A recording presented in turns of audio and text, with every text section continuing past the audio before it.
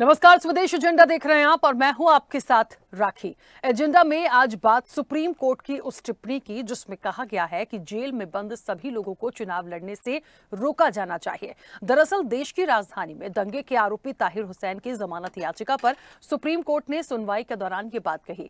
Supreme court ने मंगलवार को दिल्ली विधानसभा चुनाव से पहले प्रचार के लिए अंतरिम जमानत की मांग करने वाली ताहिर हुसैन की याचिका पर सुनवाई 22 जनवरी तक के लिए स्थगित कर दी है।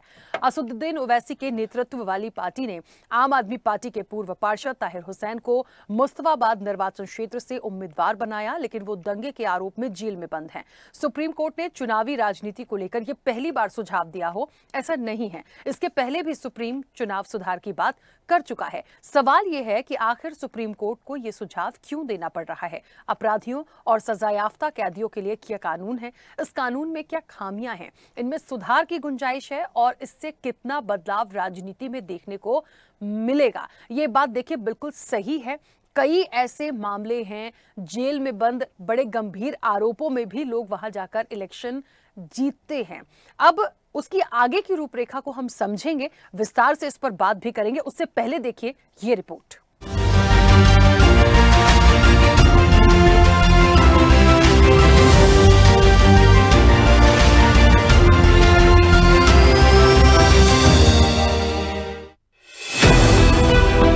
भारत में कानूनी प्रणाली विचाराधीन कैदियों के चुनावी प्रक्रियाओं में भाग लेने के अधिकारों के बारे में एक अनूठा रुख प्रस्तुत करती है, जबकि जन प्रतिनिधित्व अधिनियम यानी आरपीए 1951 दोषी ठहराए गए और 2 साल या उससे अधिक के कारावास की सजा पाए व्यक्तियों को चुनाव लड़ने से अयोग्य ठहराता है। ये स्पष्ट रूप से विचाराधीन कैदियों जो मुकदमे की प्रतीक्षा कर रहे हैं को ऐसा करने से नहीं रोकता है। ये मुद्दा वर्तमान प्रासंगिक है क्योंकि 2 उम्मीदवार अमृतपाल सिंह और शेख अब्दुल राशिद जो गंभीर आरोपों में जेल में बंद हैं, लेकिन 2024 के लोकसभा चुनाव में सीटें जीती हैं। ये स्थिति इस बारे में महत्वपूर्ण प्रश्न उठाती है कि वे जेल में रहते हुए निर्वाचित अधिकारियों के रूप में अपनी भूमिका कैसे निभाएंगे। दरअसल आरपीए 1951 भारत में चुनावों को नियंत्रित करने वाला प्राथमिक कानून है।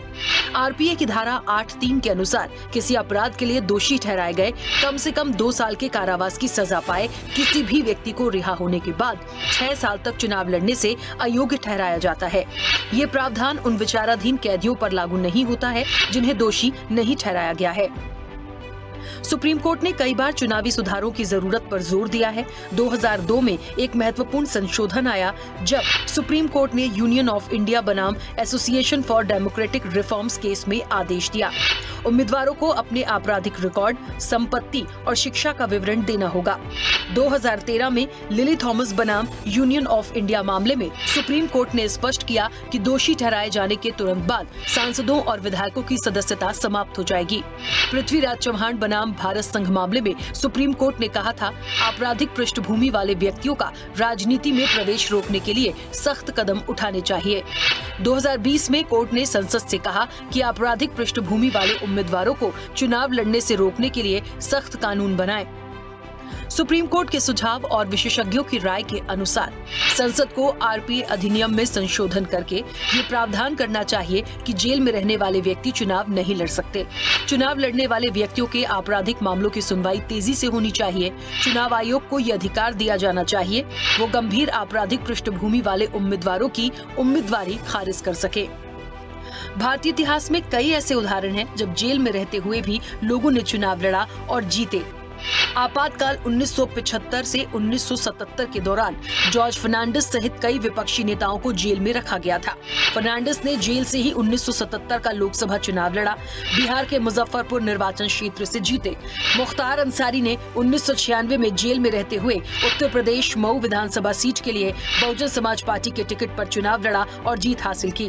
कल्पनाथ राय 1996 में टाडा मामले के कारण जेल में बंद पूर्व केंद्रीय मंत्री ने लोकसभा चुनाव के लिए जेल से ही चुनाव लड़ा और घोसी सीट से जीत हासिल की।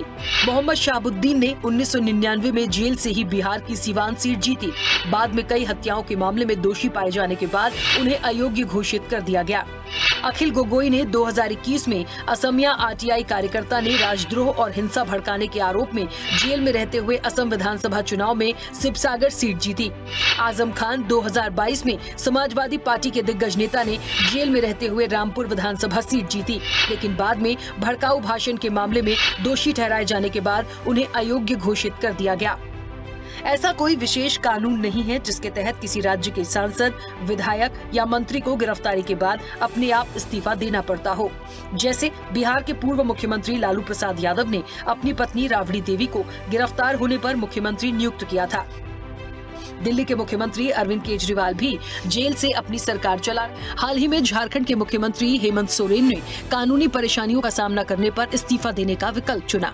तकनीकी रूप से ये संभव है कि कोई मुख्यमंत्री जेल से शासन करने की कोशिश करे, जैसे कि कैबिनेट मीटिंग बुलाना या अधिकारियों के साथ समीक्षा सत्र आयोजित करना, लेकिन ये व्यवहारिक नहीं है। प्रभावी ढंग से शासन करने के लिए सरकारी अधिकारियों और जनता के साथ स्वतंत्र रूप से और लगातार जुड़ने की क्षमता की आवश्यकता होती है। ऐसा कुछ जो सलाखों के पीछे से नहीं किया जा सकता है।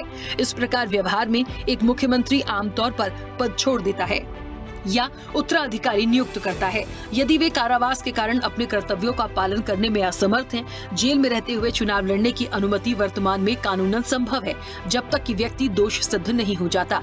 हालांकि ये विषय लगातार विवादों और सुधार की मांग में रहा है। सुप्रीम कोर्ट और चुनाव आयोग बार बार संसद से इस पर ठोस कानून बनाने की अपील कर चुके हैं। इन प्रावधानों का उद्देश्य राजनीति में आपराधिक तत्वों को प्रवेश से रोकना है, लेकिन देश के वर्तमान राजनीतिक परिदृश्य में लगातार पार्टियों में दागी या अपराध में शामिल लोग चुनावी राजनीति में हैं, तो किससे चुनाव सुधार की उम्मीद की जा सकती है। हालांकि करोड़ों भारतीयों को देश की न्यायिक व्यवस्था पर पूरा भरोसा है, जो समय समय पर भारतीय लोकतंत्र की रक्षा के लिए संजीदा और कठोर फैसले सुनाने से पीछे नहीं हटती है। लेकिन जेल से चुनाव लड़ने के इस मामले में क्या पूरी तरह से लगाम लग पाएगी, ये बड़ा सवाल है। चैनल हेड आरपी श्रीवास्तव के साथ एग्जीक्यूटिव एडिटर राखी वर्मा की रिपोर्ट।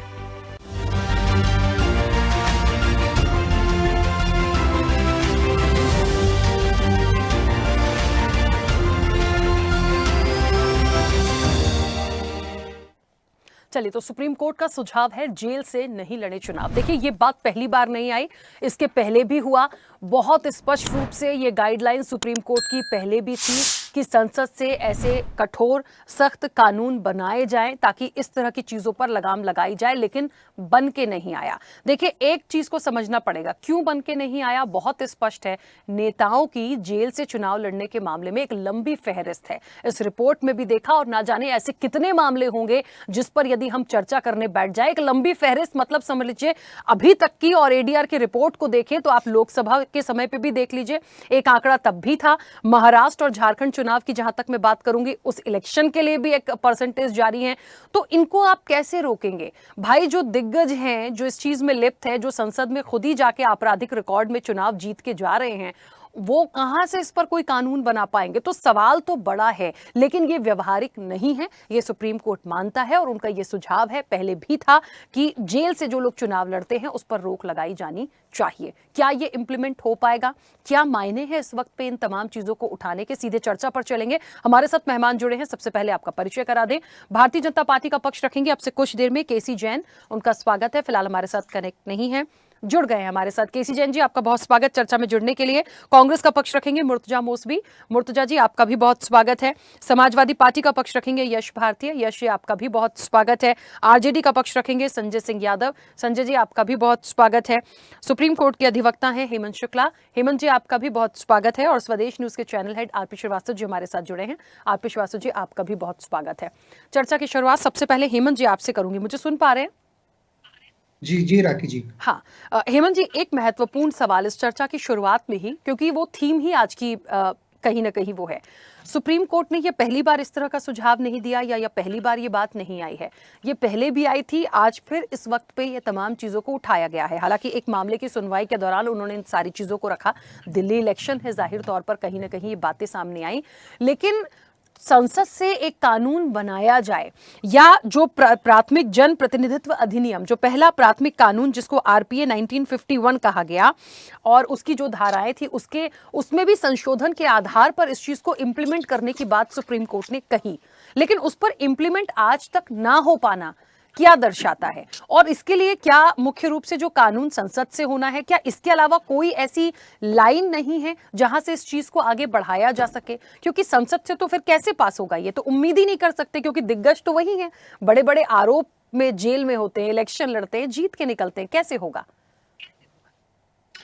राखी जी, देखिए, इसके अंदर आपने बिल्कुल ठीक कहा कि संसद से इसका इम्प्लीमेंटेशन जब तक हमारे सांसद नहीं चाहेंगे तब तक इसका कोई ठोस लॉ नहीं बनाया जा सकता। बट हमारे पास में जो लॉज है उन लॉज को इम्प्लीमेंटेशन उसका किस तरीके से किया जाना चाहिए और उसका इंटरप्रिटेशन किस तरीके से होना चाहिए, वो हमको समय समय पे माननीय जो सुप्रीम कोर्ट है वो बताता रहता है।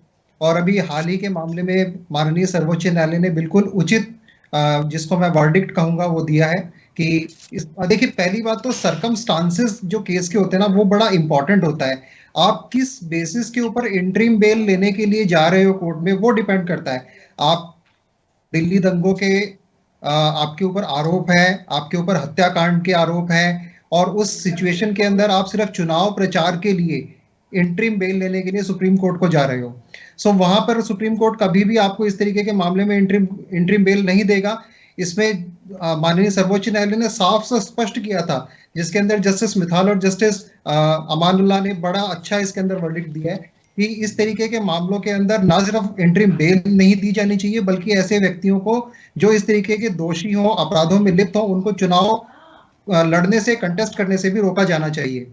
सो मैं इस निर्णय को माननीय सर्वोच्च न्यायालय का एक अच्छा निर्णय मानूंगा। ठीक है, चलिए वापस आऊंगी। केसी जैन जी, सुन पा रहे हैं मुझे? जी आवाज मिल रही है आपकी?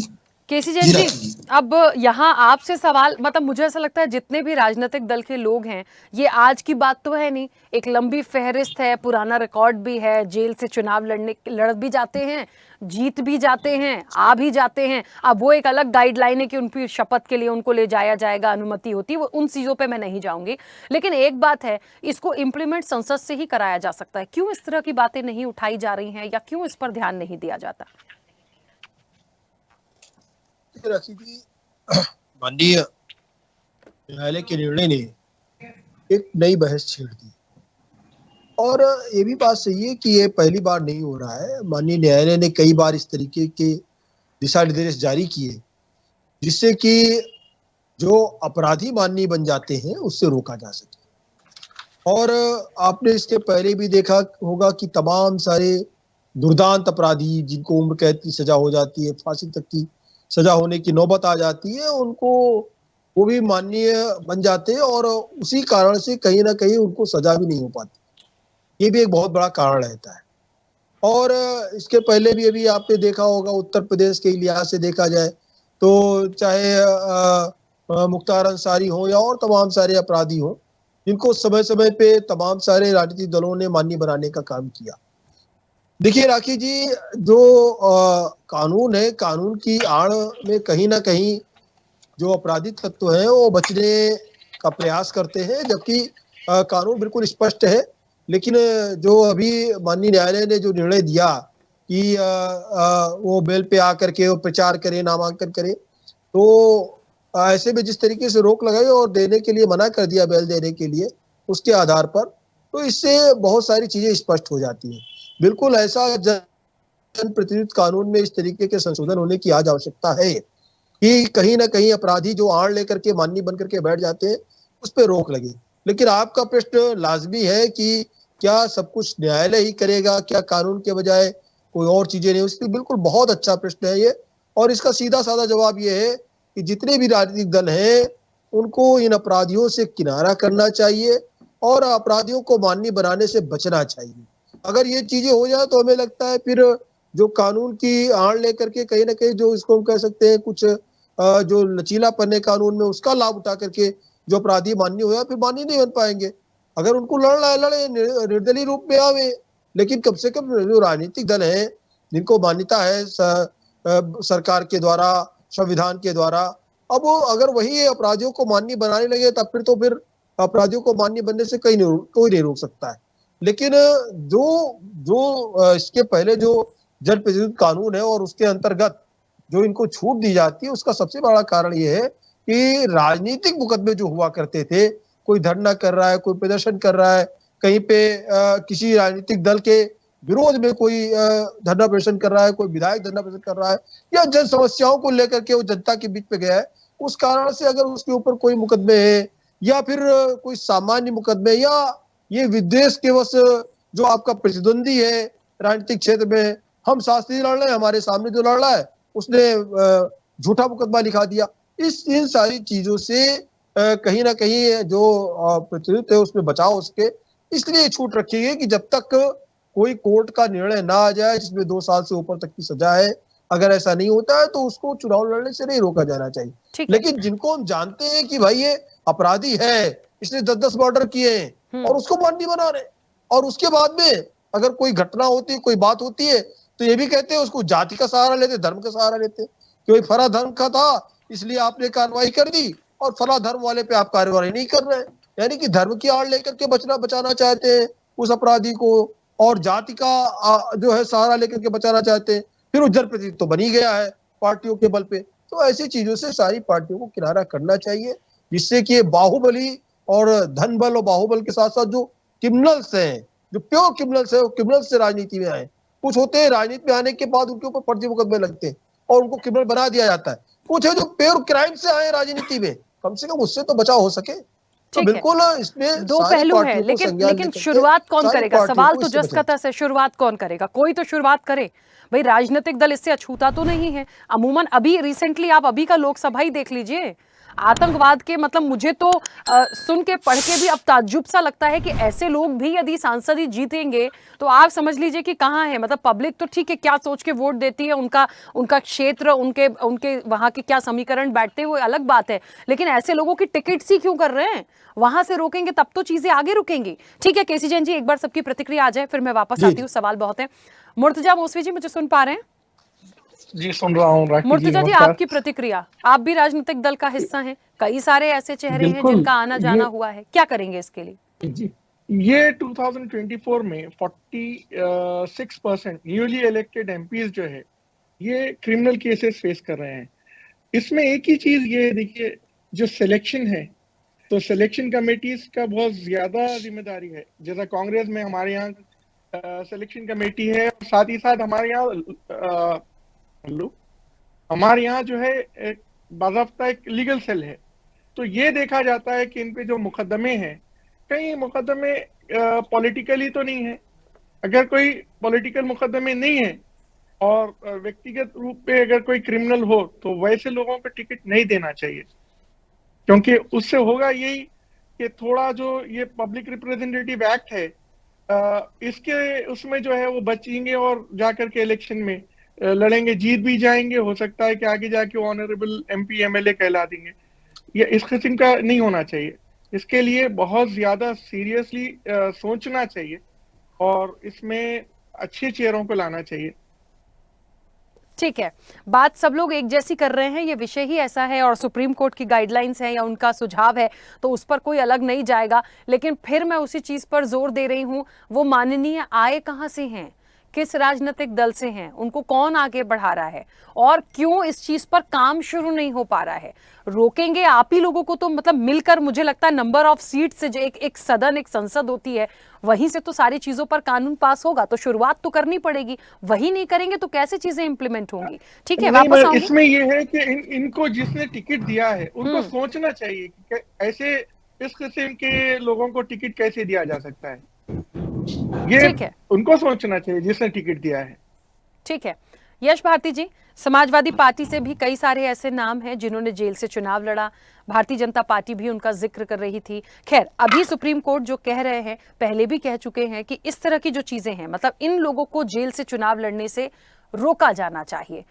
क्या मानेंगे? क्योंकि जाहिर तौर पर इसको कैसे रोक सकते हैं? भाई कानून बनाना है तो कानून कौन बनाएगा? जिन्हें बनाना है वो तो कुछ भी इंप्लीमेंट नहीं कर रहे हैं।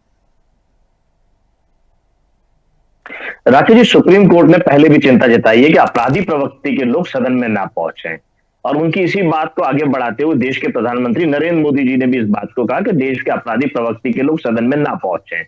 बातें सुनने में बहुत अच्छा लग रहा है, पैनल में बैठ के हम भी बहुत अच्छी अच्छी बातें कर लेंगे। वास्तविकता क्या है? देश की सदन में सर्वाधिक जो अपराधी प्रवृत्ति के हैं वो सांसद इस बार 124% बढ़े हैं। अगर हम पिछली बातों से बात करें तो तो हम वास्तविकता पे बात करें कि जब भी इस तरीके के डिस्कशन होंगे या भाषण देने हो तो बहुत अच्छी भाषण दें, लेकिन वास्तविकता में होता क्या है? नए चुने हुए 251 सांसदों में 170 में बलात्कार, हत्या का प्रयास, अपहरण, महिलाओं के खिलाफ अपराध, ये सारे कायम हैं। इनमें सर्वाधिक संख्या जो है वो भारतीय जनता पार्टी के सांसदों की है। लगभग 63 सांसद हैं जिन पे गंभीर अपराध हैं। ये कौन है? जो सुप्रीम कोर्ट से सहमति रखते हैं नरेंद्र मोदी जी, जो भारतीय जनता पार्टी में सर्वा हैं, वो कहते हैं ताकि उन लोगों को नहीं पहुंचना चाहिए, पर जब टिकट देने वाली बात आती है, देश का गौरव बढ़ाने वाली बेटियां जो देश का नाम रोशन करती हैं दुनिया में, और उनमें भारतीय जनता पार्टी का सांसद अगर ब्रजभूषण शरण सिंह आता है तो पूरी पार्टी बचाव में उतर जाती है, और फिर आखिरी में उन्हीं के परिवार में तो उन्हीं के बेटे को टिकट दे दिया जाता है। तो कथनी और करनी में अंतर है। सत्ताधारी दल जो है, प्रमुख भूमिका उसी की रहेगी। और आरोप लगा रहे हैं, जैसे भी केसी जैन साहब ने हमारे ऊपर आरोप लगा लिया, शायद आईने में नहीं देखा उन्होंने और आरोप लगा दिया, इसीलिए मुझे जिक्र करना पड़ा इन आंकड़ों का और इन बातों का। तो और दूसरी बात, विषय पे आ जाऊं, केसी जैन साहब, मैंने टोका आपको सब्र करना सीखे, सत्ता में है,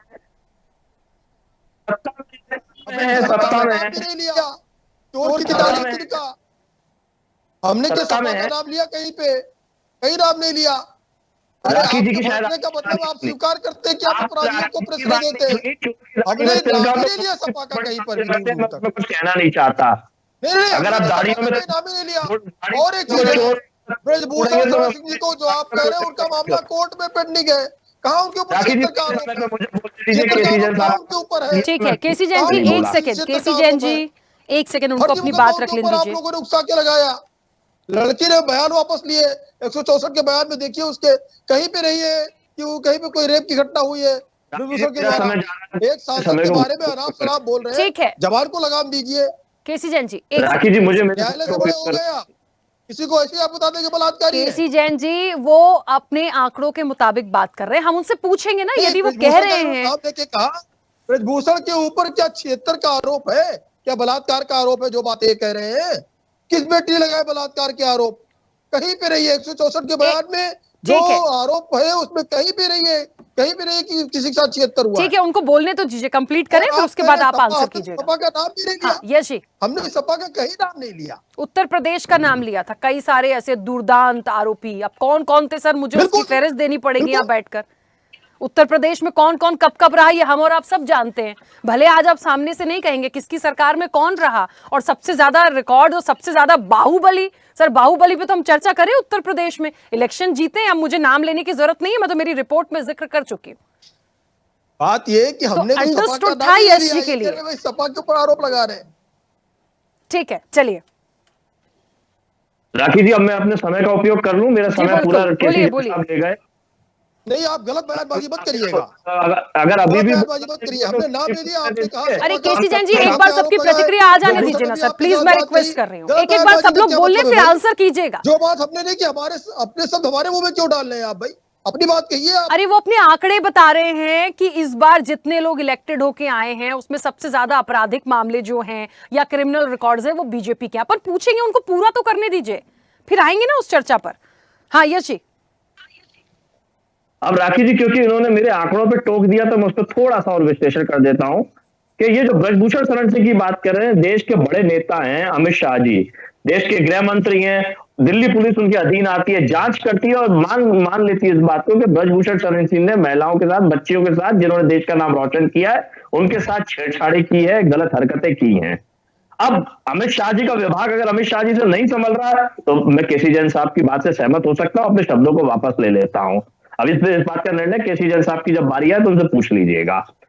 तीसरी बात, आपका जो विषय है उस विषय पे हम बात करें। बहुत सारे सत्ताधारी दल दो एक भावना के साथ में अपनी सत्ता का, अपनी अहमियत हैसियत का गलत उपयोग करते हैं। जहां आपने जॉर्ज फर्नांडिस साहब का नाम लिया, जॉर्ज फर्नांडिस साहब पर डायनामाइट करके एक मुकदमा लगाया था, उसका बहुत लंबा किस्सा है। उस मुकदमे में उनको फंसाने जैसा काम हुआ और वो निर्दोष साबित हुए। शरद यादव जी सबसे पहले जेल से चुनाव जीते, जबलपुर के अंदर बड़े बीड़ी उद्योग के व्यापारी थे, उनको हरा करके छात्र नेता थे। वो शरद यादव जी जिन्होंने अटल बिहारी वाजपेयी जी की सरकार चली, मुख्य कन्वेनर थे। ये बात अलग है कि आज भारतीय जनता पार्टी उनको भूल गई है। विरोधी विचारधाराओं के साथ में भी शरद यादव जी ने अटल बिहारी वाजपेयी जी चलाई, देश की तरक्की और उन्नति के विचार रखते हुए।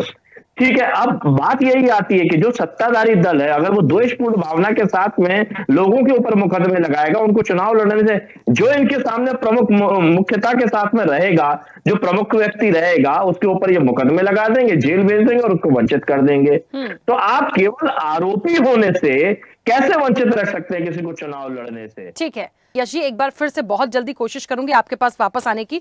2 छोटी छोटी प्रतिक्रिया और आ जाए, उसके बाद आपको समय दूंगी। संजय जी, मुझे सुन पा रहे हैं? सुन पा रहा हूँ। संजय जी, कैसे राखी रोकेंगे? वर्मा- कौन कानून बनाएगा? कानून आज तक नहीं बन पाया। दिग्गज वही हैं, पार्टियां आप सब लोग हैं, इन्हीं में से वो चेहरे हैं जो आपराधिक रिकॉर्ड के होते हैं, जाते हैं, विजयी होके आते हैं, लेकिन जब संसद पहुंचते हैं वहां से कानून कोई पास नहीं करा पाया, ना उस पर किसी ने कभी कोशिश की उस पर एक आगे प्रस्ताव बढ़ाने की। राखी जी, हम लोग नए वर्ष में पहली बार टीवी डिबेट में आमने सामने हैं।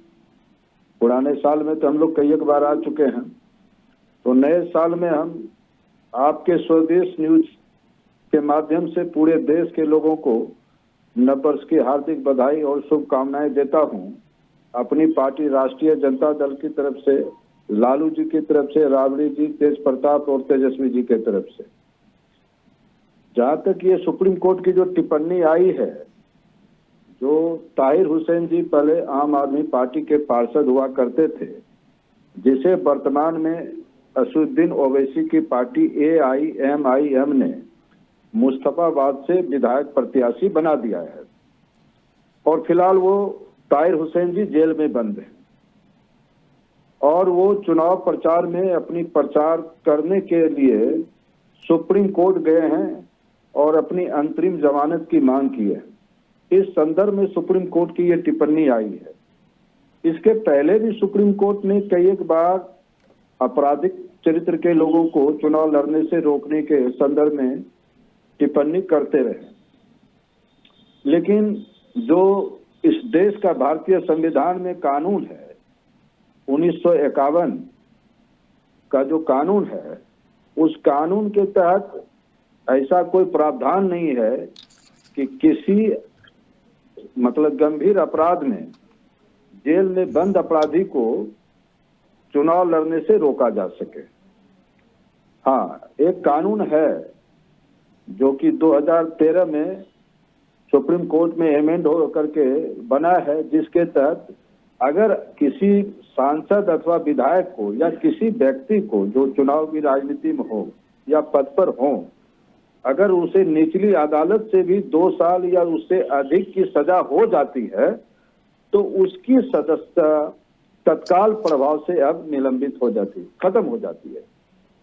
लेकिन 2013 के पहले ऐसा कोई प्रावधान नहीं था। पहले भी अगर इस तरह की सजाएं मिलती थी किसी भी सांसद अथवा विधायक को, तो वो सजा 3 महीने तक इम्प्लीमेंट नहीं होता था और उस 3 महीने की अवधि में जिस व्यक्ति या सांसद अथवा विधायक को सजा मिलती थी, वो अगर ऊपरी अदालत में, हाई कोर्ट और सुप्रीम कोर्ट में अपील में चले जाते थे, तो अपील की सुनवाई होने तक उसकी सदस्यता बची रहती थी। तो वर्तमान संदर्भ में जो सुप्रीम कोर्ट का टिप्पणी आया है, तो भारतीय संविधान में ऐसा कोई प्रावधान अभी नहीं है और इसे देश की संसद लागू कर सकती है। अगर भारतीय संसद सभी पार्टी के लोग या बहुमत वाली पार्टी, अभी भाजपा की भी उतनी बहुमत है नहीं, लेकिन बहुमत में है, अगर वो कोई अध्यादेश के माध्यम से कानून बना करके सामने लाती है, तभी आप इस तरह के फैसले लागू करा सकते हैं। संजय जी, ये बात जो आप कह रहे हैं ये तो हम सबको पता है, ये जो आप कह रहे हैं ये हम सबको पता है। मेरा मूल प्रश्न ये है कि संसद में कौन से सांसद पहुंच रहे हैं, मुझे बताइए ना, कौन लोग पहुंच रहे हैं? मूल प्रश्न को समझिए। यदि सुप्रीम कोर्ट सुझाव दे रहा है, पहले भी दिया, मैंने सवाल क्या किया था, आप भी वो राजनीतिक दल हैं, आपके यहाँ से भी कई चेहरे होंगे, बीजेपी के यहाँ से भी होंगे, सपा से भी होंगे, बहुत सारे ऐसे चेहरे सांसद ही जो जा रहे हैं या जिन लोगों को जो जेल में रहे हैं, वहां से इलेक्शन लड़के गए हैं, कई बाहुबली हैं, तो भाई उन लोगों के लिए बनाएगा कौन? वो खुद ही जीत रहे हैं, उनको खुद ही आप लोग टिकट्स दे रहे हैं, वो खुद ही संसद में जाएंगे, तो बनाएंगे कब? यदि रोक लग जाएगी तो उनको तो कभी जीवन में टिकट ही ना मिलेगा। राखी जी, मैं विस्तार से आपके तमाम सवालों का जवाब दे रहा हूं, आप कृपया सुनें। मेरा विशेष अनुरोध है आपसे। देखिए, इस देश का जो चुनावी सिस्टम है वो काफी करप्ट और भ्रष्ट है। जब तक धनबल पर रोक नहीं लगेगा, बाहुबल पर रोक नहीं लगेगा, सांसद अथवा विधायक बनने के लिए जो व्यक्ति चुनाव में आना चाहते हैं उसकी योग्यता का भी निर्धारण होना चाहिए। अगर चुनाव में सुधार लाना है और बेहतर व्यक्ति को विधायक अथवा संसद बनाना है तो इसके कई एक पहलू हैं जिसमें सुधार की आवश्यकता है। सबसे पहले तो आप देख लीजिए कि आज के डेट में जो वर्तमान कानून है उसके तहत मैं बोल रहा हूं, एक मूर्ख व्यक्ति भी एक आईएएस आईपीएस यानी जो कमीशन से अधिकारी आते हैं उसके ऊपर डोमिनेट करता है, रूल करता है। बहुत सारे जो प्रशासनिक अधिकारी हैं, कोई मूर्ख मंत्री के तहत जब उसके ओएसडी हो जाते हैं तो बड़ा ही हीन भावना अपने अंदर वो फील करते हैं। तो हिंदुस्तान की राजनीति में अगर सुधार लाना है तो सांसद और विधायक बनने वाले व्यक्ति के लिए भी योग्यता का निर्धारण हो और एक जनप्रतिनिधित्व आयोग का गठन हो जाए। उस आयोग से जो पास व्यक्ति हो, कम से कम उसकी योग्यता तो एमए होना ही चाहिए, ग्रेजुएट कम से कम हो, अधिकतम एमए होना चाहिए, ताकि जो योग्य व्यक्ति हैं वो पहले टेस्ट पास कर जाएं और उसी पास व्यक्ति में से भी सभी राजनीतिक दल वाले अपने कैंडिडेट का चयन करें, एमपी और एमएलए का। संजय जी, वैसे तो मैं बोलना नहीं चाह रही थी बीच में, आपने विशेष अनुरोध आपने किया था, मगर सर बात आप ऐसी कर रहे हैं, मुझे वो पॉइंट लाना पड़ेगा। तो फिर मैं आरजेडी की राजनीति की बात करूं तो फिर मैं योग्यता पे आ जाऊंगी तो बड़ी दिक्कत हो जाएगी सर। और अभी कहाँ योग्यता? राखी जी, मैं पार्टी लाइन की बात नहीं कर रहा हूं, मैं भारतीय संविधान और भारतीय राजनीति में सुधार के जो आपने एजेंडे लाए, सुप्रीम कोर्ट की जो वो टिप्पणी आई है उस संदर्भ में ये बात कर रहा हूं। ये किसी पार्टी विशेष का नहीं मामला है। भारतीय राजनीति किसी पार्टी विशेष की जागीर नहीं है। सभी पार्टी के अंदर आपराधिक चरित्र के धनबल वाले, बाहुबल वाले लोगों को टिकट मिलता है।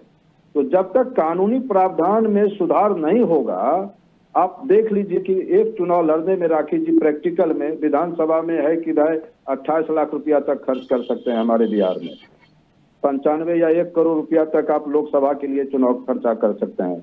आप जिस दिल्ली की बात कर रहे हैं राखी जी, वहां एक पार्षद का चुनाव भी 10-20 करोड़ में लड़ा जाता है, विधानसभा का चुनाव 50 करोड़ में लड़ा जाता है। नहीं तो इसको कौन इम्प्लीमेंट करेगा वो मुझे बताइए ना। मैं इम्प्लीमेंट इसलिए नहीं हो सकता है राखी जी कि सुप्रीम कोर्ट पहले खुद को सुधार लें। सुप्रीम कोर्ट भी पहले खुद को सुधार लें। सुप्रीम कोर्ट और हाई कोर्ट के जजों की जो नियुक्ति होती है राखी जी, वो सिफारिश के माध्यम से होती है। हाई कोर्ट और सुप्रीम कोर्ट एक नई बहस छेड़ रहे हैं सर। नहीं, मैं आप सुनिए, इसलिए कि मैं भी एक पढ़ा लिखा सजग आदमी हूँ। मैं जो बात बोल रहा हूँ कि सुप्रीम कोर्ट के और हाई कोर्ट के जजों की नियुक्ति कॉलेजियम सिस्टम से थोड़ा कंसर्न रहिएगा इस पर, मैं आंसर लूंगी आपसे। हाँ, कॉलेजियम सिस्टम से होती है और हिंदुस्तान में 200-250 परिवार है, उसी के बाल बच्चे सुप्रीम कोर्ट और हाई कोर्ट के जज हो जाते हैं। जो जज सुप्रीम कोर्ट के होते हैं, कई एक फैसले सरकार के पक्ष में देने के बाद उसे राज्यसभा बना दिया जाता है, किसी आयोग का चेयरमैन बना दिया जाता है रिटायरमेंट के बाद। तो सुप्रीम कोर्ट और हाई कोर्ट के जज निष्पक्ष नहीं होते हैं, सरकार के प्रति विशेष झुकाव होता है। आपको राखी जी ये पता है ना कि इस देश का जो सिस्टम है वर्तमान समय में, सीबीआई हो, ईडी हो, इनकम टैक्स हो, ये संजय जी मैं बस इतना जानती हूँ कि यदि सुप्रीम कोर्ट कह रहा है कि कोई भी, मतलब कोई भी, चाहे वो बीजेपी का हो, आरजेडी का हो, टीएमसी का हो, कांग्रेस का हो, किसी भी सपा का हो, कोई भी हो, जेल से कोई भी चुनाव नहीं लड़ेगा, वो कोई भी। यदि वो ये बात कर रहे हैं तो यहाँ तो ये लाइन ही खत्म हो जाती है कि किसकी तरफ झुकाव है, किसके तरफ नहीं। संजय जी मैं बहुत ज्यादा वक्त दे रही हूँ आपको, प्लीज जल्दी से कंप्लीट कर लीजिए। मैं और खत्म करता हूँ। मेरा कहने का राखी जी है कि जो कह रहे हैं कि सभी दल, मैं तो कह रहा हूँ कि सभी दल के अंदर अपराधी चरित्र के लोग धन बल वाले लोग, बाहुबली लोग और जातीय समीकरण के हिसाब से विधानसभा और लोकसभा में कैंडिडेट कैसे बनाए जाते हैं, ये तो टिकट पाते हैं। तो राजनीतिक दलों के अंदर भी ये खामियां हैं, राजनीतिक दलों की ये मजबूरी है। जब तक धन बल को नहीं रोका जाएगा, कोई योग्य आदमी चुनावी राजनीति में अब टिक सकता है क्या राखी जी? और मैं कह रहा हूं, पुनः अपनी बात को दोहराता हूं कि सुप्रीम कोर्ट अपने अंदर भी सुधार लाए। वो पहला तो कॉलेजियम सिस्टम खुद के अंदर खत्म करें, सिफारिश पर जजों की जो नियुक्ति होती है हाई कोर्ट निचली ठीक है, अदालत अभी मूल विषय जो है हम उस पे करते हैं, हम इस पर भी मैं आंसर ले लूंगी संजय जी, ठीक है?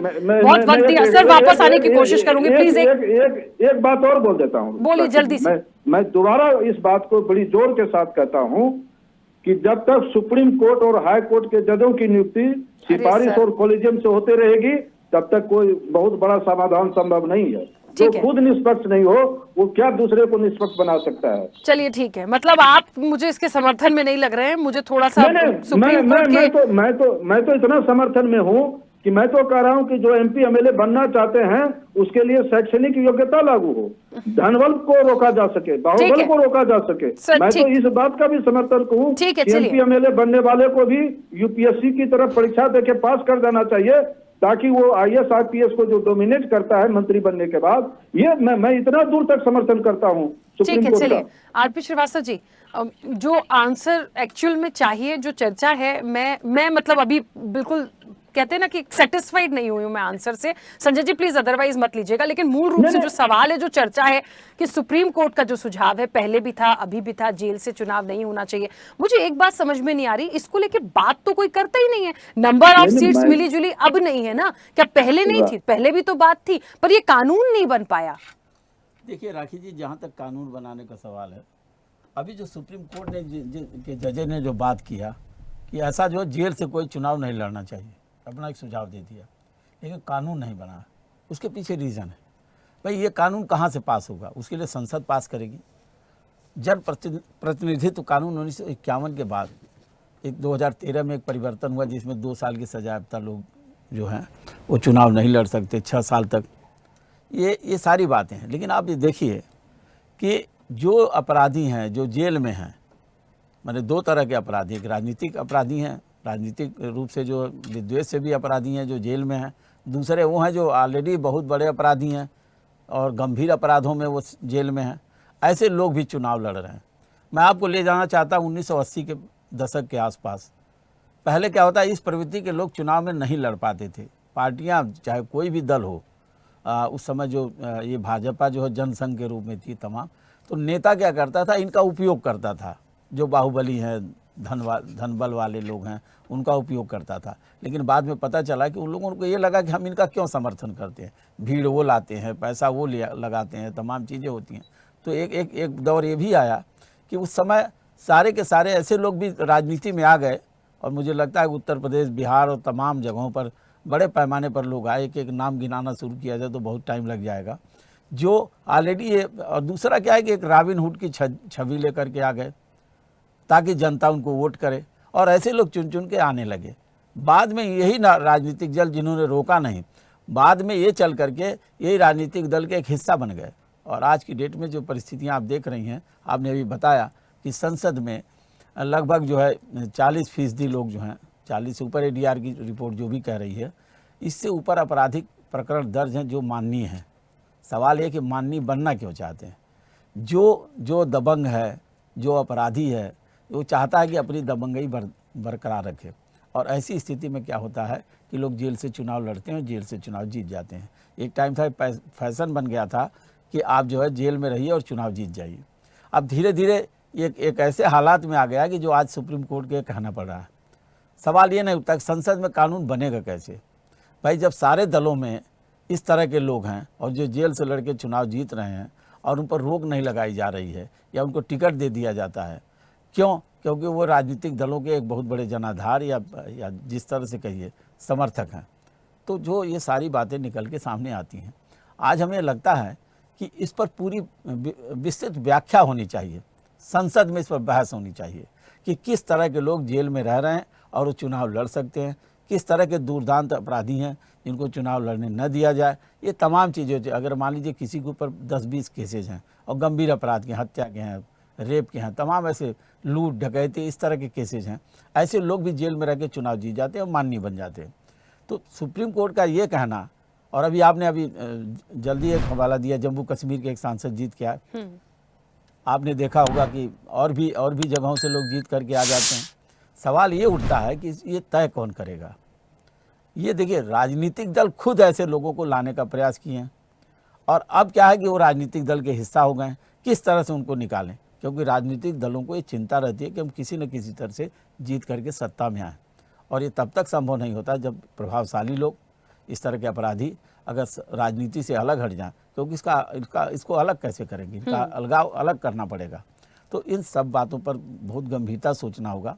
जहाँ तक चुनाव आयोग का सवाल है, आपने एक टीएन सेशन का दौर देखा होगा, किस तरह से टीएन सेशन ने जो है चुनाव पर किस तरह से अंकुश लगाया, और शायद वही है कि आज जो रिफॉर्म हो रहे हैं चुनाव आयोग में, अब देखिए दिन ब दिन कुछ न कुछ होता जा रहा है।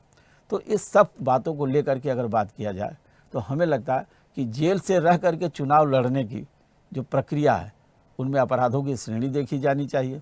गंभीर अपराधों में अगर जेल में है तो भी ऐसे लोगों को चुनाव नहीं लड़ने देना चाहिए। चुनाव आयोग का काम है अंकुश लगाना। दूसरी सबसे बड़ी बात यह है कि जो राजनीतिक विद्वेष से जो जेल में है, जैसे मान लीजिए अभी आपको चुनाव का पर्चा भरे और उसी दौरान कुछ ऐसी घटना घटी और आप जेल चले गए, तो अब जेल में रहेंगे तो आप चुनाव नहीं लड़ पाएंगे। तो जो आपने नॉमिनेशन फाइल किया है तो फिर कैसे प्रक्रिया बढ़ेगी। लेकिन आज जिस परिप्रेक्ष्य में सुप्रीम कोर्ट ने बेल देने से इनकार किया चुनाव प्रचार के लिए, उसको देखते हुए ये कहा जा सकता है कि आने वाले समय में अगर भारतीय लोकतंत्र में कोई बड़ा बदलाव करने की तैयारी हो रही है, बदलाव होगा, तो निश्चित रूप से सबसे पहले राजनीतिक दलों को सोचना होगा कि इस तरह के कैंडिडेट को टिकट न दें, या फिर जो सत्ताधारी दल है कहीं ऐसा ना हो कि ऐसे व्यक्ति को भी फंसा दे जो जेल में चला जाए और चुनाव न लड़ पाए। तो ये जो आज का जो जिस तरह से सुप्रीम कोर्ट ने दिया है, ये कहीं न कहीं विरोधाभासी भी है, हो सकता है, क्योंकि इस पर निर्णय तो लेना है कि इसको चुनाव आयोग को और सरकार को इस मामले में कोई न कोई संसद में कानून बनाना पड़ेगा। बिल्कुल ठीक बात है।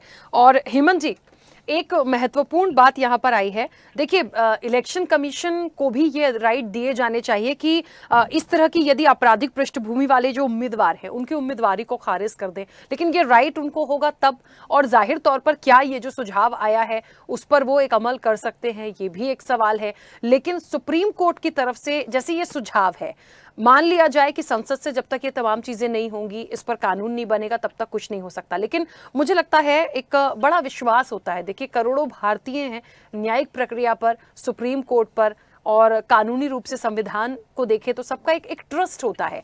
कुछ चीजें, कुछ ऐसी लाइंस यहाँ से हो सकती हैं सुप्रीम कोर्ट की तरफ से ही एक निर्देश के रूप में, जिसको फॉलो करके इस चीज पर कहीं से तो रोक इस पर बिठाई जाए, नहीं तो ऐसे तो नहीं हो पाएगा। देखिए राखी जी, मैं आपकी पूरी बात को 2-3 लाइनों में स्पष्ट कर दूंगा। पहली चीज कि कैदी 2 तरीके के होते हैं, एक अंडर ट्रायल प्रिजनर होता है और दूसरा कन्विक्टेड होता है। सो कन्विक्टेड के अंदर आरपी एक्ट 1951 क्लियर है कि 2 साल से ऊपर का यदि कन्विक्शन होता है तो उस व्यक्ति को, उसकी अगर वो सांसद है तो उसकी योग्यता चली जाएगी, वो चुनाव नहीं लड़ सकता, कंटेस्ट नहीं कर सकता। अब क्या अंडर ट्रायल प्रिजनर को कंटेस्ट करने से, इलेक्शन कंटेस्ट करने से रोका जा सकता है? डेफिनेटली नो, क्योंकि article 15 constitution of India clear बोलता है कि भारत में रहने वाला तमाम व्यक्ति जो भी है वो समान है और समान रूप से उनको चुनाव लड़ने के भी अधिकार हैं। हाल ही के अंदर 2 मुद्दे भी ऐसे आए थे जिसके अंदर सबसे पहले मैं बात करूंगा कि अभी रिसेंट केस के अंदर जो राहुल गांधी को गुजरात के एक सेशन कोर्ट ने 2 साल का कन्विक्शन दिया था, जिसके बाद में संसद में उनकी सदस्यता चली गई थी और उनसे बंगला वगैरह खाली करवा लिया गया था। सरकार ने काफी हो हल्ला किया था उस विषय के ऊपर भी। दूसरा मैं बात करूंगा अरविंद केजरीवाल की, जिन्होंने चुनाव प्रचार के लिए ही सुप्रीम कोर्ट से इंटरिम बेल मांगी थी और सुप्रीम कोर्ट ने उनको इंटरिम बेल दे दी थी। पर यहाँ जो विषय बनता है वो अपराध की गंभीरता का विषय बनता है कि अरविंद केजरीवाल के ऊपर जो आरोप थे वो भ्रष्टाचार के आरोप थे और वो अंडर ट्रायल प्रिजनर थे। यहाँ ताहिर हुसैन के ऊपर जो केसेस बन रहे हैं वो रॉयट्स के केसेस बन रहे हैं, जिसके अंदर हत्या जैसे संगीन मामले शामिल हैं। सो ऐसे मामले के अंदर सुप्रीम कोर्ट कभी भी इंटरिम बेल नहीं देगा। मैं इस केस को, इस वर्डिक्ट को, इस डायरेक्शन को सुप्रीम कोर्ट की बहुत अच्छी डायरेक्शन मानता हूँ। तीसरी बात कि यदि आप अंडर ट्रायल प्रिजनर को कंटेस्ट करने से यदि रोक देंगे तो कहीं ना कहीं राजनीतिक विद्वेष से प्रेरित होकर प्रत्येक व्यक्ति जो भी अपना अपोजिशन का कोई लीडर देखेगा, उस अपोजिशन वाले लीडर के ऊपर कोई ना कोई कहीं ना कहीं से एलिगेशन डालकर उसके ऊपर केस डाल देगा और ऐसे में उसकी उम्मीदवारी को अयोग्य घोषित करवा देगा। सो ये प्रोविजन जो है, ये प्रोविजन व्यवहारिक रूप से ऐसा होना उचित नहीं है और ना ही व्यवहारिक रूप से ऐसा हो सकता है। हाँ, हम ऐसे व्यक्ति को आर्टिकल 15 के तहत चुनाव लड़ने से नहीं रोक सकते हैं, वो चुनाव लड़ेगा डेफिनेटली, बट चुनाव आयोग यदि चाहे तो उसमें कोई कमी निकालकर या संसद के कोई डायरेक्शन के ऊपर या कोई कानून आने तक चुनाव आयोग यदि उस पर चाहे तो कोई निर्णय ले सकता है। और जब जब हमारी संसद, हमारी विधायिका इस दृष्टि से फेल होगी, तब तब कानून का संरक्षण करने के लिए माननीय सर्वोच्च न्यायालय आगे आएगा और इस तरीके के निर्णयों को देता रहेगा। अब बात करूं मैं जेडीए के, अभी हमारे प्रवक्ता साहब बोल रहे थे कि सुप्रीम कोर्ट खुद बायस्ड है और कॉलेजियम जैसी प्रक्रिया है। सो कॉलेजियम टोटली एक वैध प्रक्रिया है जिसके अंदर सबसे पहले किसी जज की एक प्रपोज्ड सिफारिश जो जाती है, उसके बाद में 7-8 सदस्यों की जो टीम होती है वो गठित होती है, उसके ऊपर निर्णय लिया जाता है और उस निर्णय को लेने के बाद में भारत के राष्ट्रपति महोदय के समक्ष उस प्रस्ताव को भेजा जाता है। जब उनकी स्वीकृति होती है उसके बाद में कॉलेजियम के थ्रू माननीय सर्वोच्च न्यायालय के अंदर जस्टिस की नियुक्ति होती है। किसी भी पार्टी में इस तरीके की किसी सांसद को, किसी विधायक को टिकट देने की कोई परिचर्चा नहीं है। सो इस तरीके से सुप्रीम कोर्ट के ऊपर बायस्ड या विद्वेषपूर्ण या पक्षपातपूर्ण जैसे तर्क या कुतर्क लगाना या आरोप लगाना मेरे विचार से ठीक नहीं होगा। हमें हमारी न्यायपालिका में पूर्ण रूप से विश्वास रखना चाहिए। हमारी न्यायपालिका देश के हितों के लिए, न्याय के लिए सदैव आगे रही है और सदैव आगे आती रहेगी। ठीक है, चलिए, समय की सीमा है, बहुत जल्दी से आप सब में से जो भी अपनी बात रखना चाहते हैं प्लीज जल्दी जल्दी से अपनी बात रखिए। केसी जैन जी, केसी जैन जी सुन पा रहे हैं मुझे? हमारी आवाज मिल रही है आपको? हाँ, आपकी आवाज आ रही है, बोलिए। आदरणीय वरिष्ठ महोदय ने बहुत स्पष्ट तरीके से तमाम सारी चीजों की बातें यहाँ पर की। देखिए, अभी जिस प्रकार से चाहे आरजेडी के साथी हो, चाहे समाजवादी पार्टी के साथी हो, कहीं ना कहीं अपराधियों का बचाव करते हुए दिखाई, और जबकि कम से कम एक विचार तो ये बनना चाहिए कि अपराधी को नहीं आना चाहिए। और इनके यहाँ पर जो अभी बता रहे थे कि फला है, इनके यहाँ पर सरदना से एक विधायक है, उनके ऊपर 38 केस। माननीय मुलायम सिंह यादव जी ने जब उनकी सरकार बनी थी, सरकार बनते ही 500 से ज्यादा मुकदमे अपने ऊपर वापस लिए थे, लेकिन वो राजनीतिक मुकदमे थे। बहन जी की सरकार उनके ऊपर मुकदमे लगे। देखिए, राजनीतिक मुकदमे होना अलग बात है, लेकिन आपराधिक मुकदमे होना अलग बात है। अभी जो बात आई कि भाई ताहिर हुसैन की बात आई, तो ऐसे जो दंगा करने वाले लोग हैं उनके मुकदमे और माननीय नेताजी पर, मुलायम सिंह पर मुकदमे, इनकी तुलना नहीं की जा सकती है। लेकिन आप ये देखिए, चाहे अफजाल अंसारी हो जो इनके वहां गाजीपुर से सांसद रहे, और जियाउर रहमान बर्क हैं, रामेश्वर सिंह अलीगंज से इनके वहां जो एटा से विधायक हैं, उनके ऊपर रेप तक का केस है और उनको टिकट भी दिया पार्टी ने, उनको जिताया भी पार्टी ने। तो ये पहले बात तो ये कि जो अपराधी, जो दुर्दांत अपराधी हैं, उनसे कम से कम बचाव करना चाहिए। और ये बात सही है, अभी जो मैं नहीं कह रहा था मुझे कहना पड़ रहा है कि समाजवादी पार्टी ने तमाम दुर्दांत अपराधियों को माननीय बनाने का काम किया, उनके आगे पीछे माननीय बनाने का काम किया। जिन पुलिस को देख करके उनकी रूह कांपती थी, अपराधियों की जान सूख जाती थी, वही पुलिस वाले उनको सैल्यूट करते हुए दिखाई देते थे। और ये वो दमखम से कहते थे, वो अपराधी स्वयं कहते थे कि देखिए वही पुलिस आज हमको सैल्यूट मार रही है जो कभी हमारे पीछे भागा करती। ठीक है, तो कम से कम जो दुर्दांत अपराधी हैं उनको माननीय बनाने से बचना है। चलिए, बहुत सारे मेहमान अपनी बात रखना चाह रहे हैं क्योंकि समय की सीमा। मुर्तजा जी बोलिए जल्दी से। देखिए, सेक्शन 8 ऑफ दी, हाँ, इसके बाद आ रही हूँ, इसके बाद बनता है section 8 of the representation of peoples act जो है 1951, इसमें क्लियर है अगर कोई कन्विक्टेड है फिर वो इलेक्शन नहीं लड़ पाएगा। अगर अंडर ट्रायल, अगर कोई पॉलिटिकली मोटिवेटेड केसेस है या पॉलिटिकली कोई इन्वॉल्व कराया गया है केसेस में, उनके लिए तो सोचना चाहिए। मगर इसके अलावा अभी जो केसेस वापस लेने वाली बात हुई, तो योगी आदित्यनाथ जी ने भी तो केसेस अपने वापस लिए हैं। आप सोचिएगा, ये सामने वालों के लिए कुछ भी लगा सकते हैं एलिगेशंस, मगर खुद अगर आप देखेंगे तो ऐसे कई मुकदमे हैं जो खुद बीजेपी के कई स्टेट के मिनिस्टर्स अपने मुकदमे वापस लिए, खुद मुख्यमंत्री उत्तर प्रदेश के अपना मुकदमे वापस लिए हैं। तो मतलब ऐसे ही नहीं होगा। आतंकवादियों के मुकदमे तो वापस ना ले। अरे वो आप अखिलेश यादव इन आतंकवादियों के मुकदमे वापस लेने की पैरवी करते थे, आप उसका विरोध करते थे। कमेटी का काम गुलाब की सीट पर 500 मुकदमे वापस इसीलिए तो संसद से कानून न बना था और मुझे तो आने वाले समय में भी बनता हुआ नहीं दिख रहा। मुझे तो नहीं दिख रहा सिर्फ जिस तरीके से आप लोग बात कर रहे हैं। ठीक है, यश जी को अपनी बात रखने दीजिए। ठीक है केसी जैन जी, एक मिनट, ठीक है, कोई बात नहीं, दिल पे मत लीजिए। सब मिले जुले सर, सबके कौन इससे अछूता है मुझे बता दीजिए, दिल पे मत लीजिए ना। ठीक है, एक चर्चा हो रही है, उसको जाने दीजिए। अरे आतंकवादियों के मैं ये कहना चाह रहा हूँ